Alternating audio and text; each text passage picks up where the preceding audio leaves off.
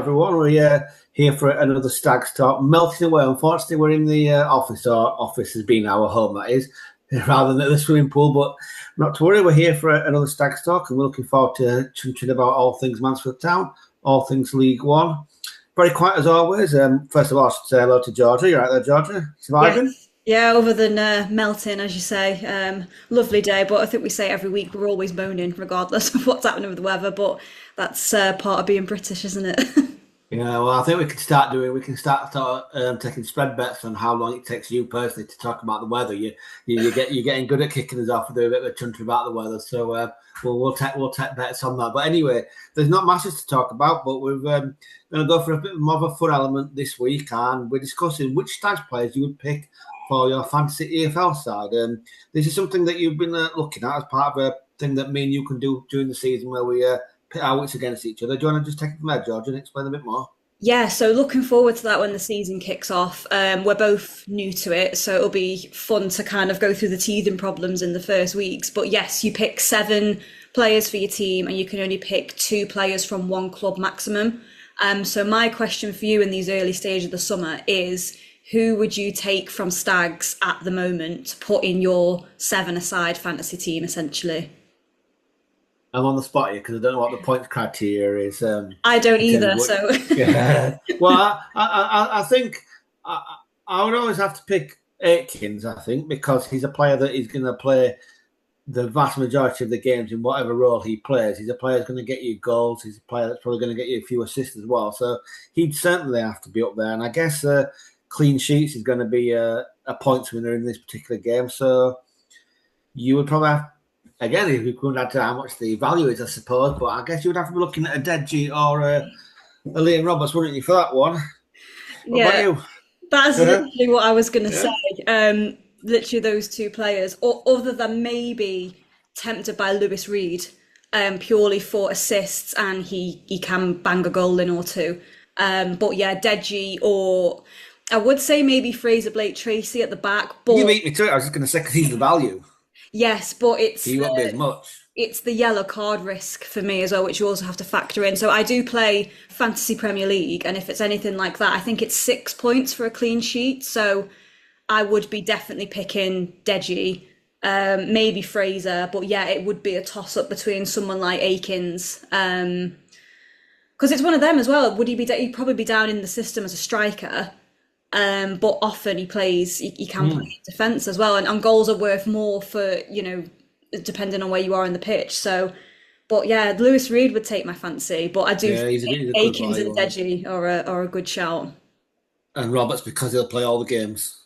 So that'll probably be a winner there as well, won't it? Yeah. That's going to be an interesting one to see how that develops. I'm definitely looking forward to having a tussle with you throughout the season, and I guess we're going to have to kick that one off a bit later. I'm missing the first month of the season, so I don't think you can hold that one against me. But we'll certainly play enough games, I'm sure, before I come back from my suspension to make it worthwhile.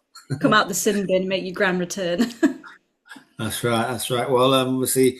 Stags bolstered earlier in the week with...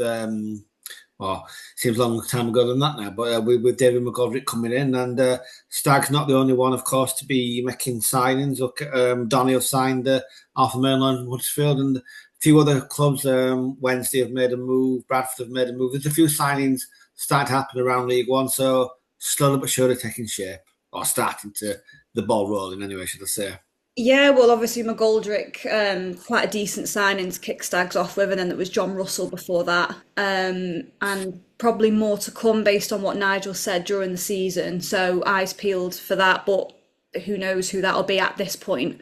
Because I think rumours can either be, they come thick and fast, or there's absolutely none at all, and then they just kind of spring you by surprise. Whereas McGoldrick was quite heavily rumoured and announced within a couple of weeks, so that was a good one. But I'll be interested to see who Stags bring in. But yeah, Sheffield Wednesday recruiting well, as you say, linked with Jamie Vardy. But apparently, I've not seen it, but apparently Jamie on his own podcast has essentially shut down that rumour. So it doesn't look like he's going to be doing full circle and going back to Owls. But will he come back to League One? But he's 39 now. So, I mean, having him in League One would be great. But it's, free agent, so everyone's kind of scrambling to have him because he's obviously been in Italy last year.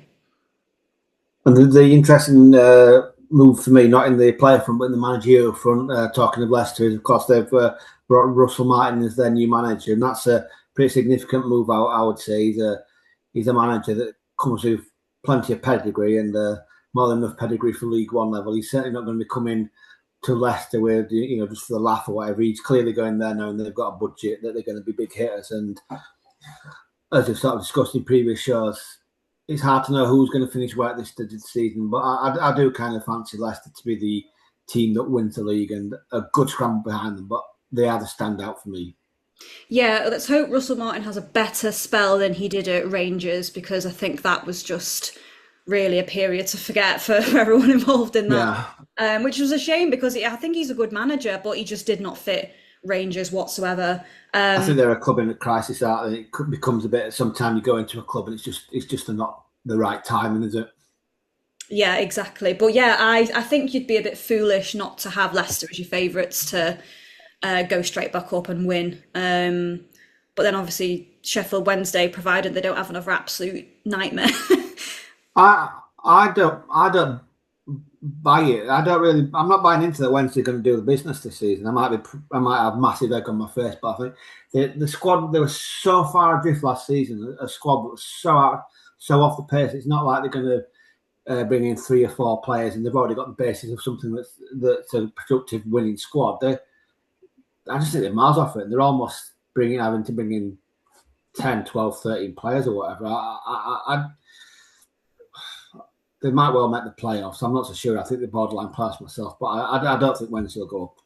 It's a fair argument based on what we saw last season, but I think, I don't know, like given they're all going to be rallying to go up, and as you say, it can go one or two ways when you have a huge recruitment period.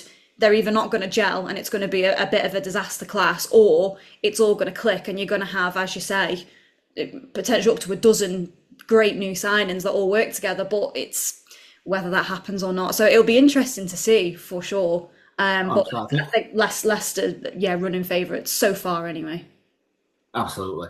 I mean, when Birmingham came down, they were obviously going to go straight back up. They came down. They were unlucky to come down. They came down with such a massive budget that it was inevitable they go up. But then, if you look back through the previous seasons many years ago, you've got Leeds, you've got Sunderland, you've got Forest, plenty of big clubs there that came down League One that had to get their club in shape, had to get the team in shape and sort the issues that plagued them that caused them to get relegated before they could look at going back up. And they didn't bounce back first time. I just think Wednesday fit into that category and not the Birmingham category, whereas Leicester probably fit more into the Birmingham category.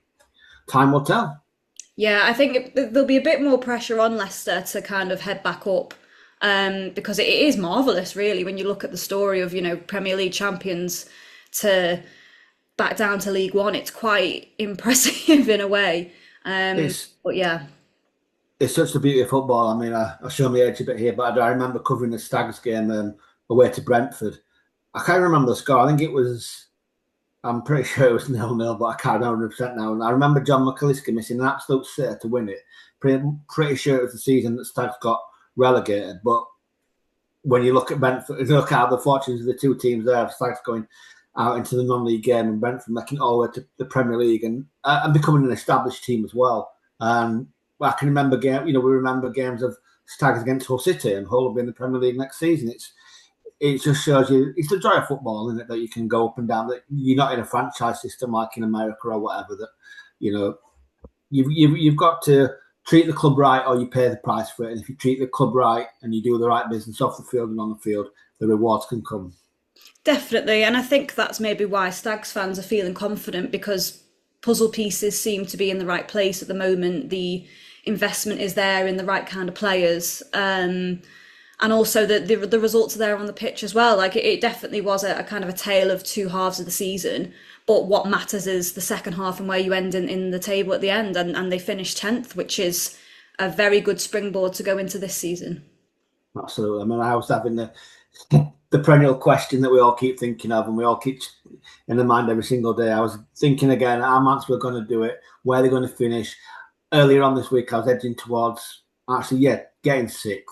I'm going more towards 6th to 8th now, but I think they'll have an improved season.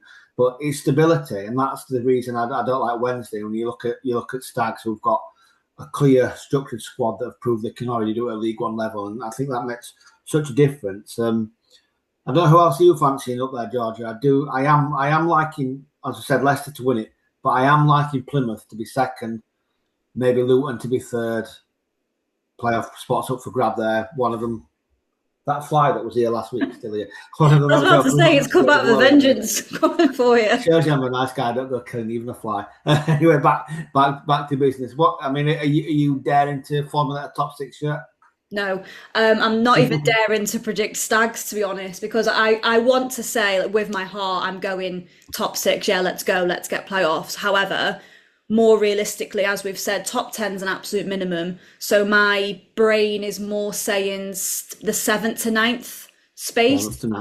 I think that's fair, but more than fair. But obviously, the dream would be get 6th and challenge for promotion. But there is are we just a little bit too early for that?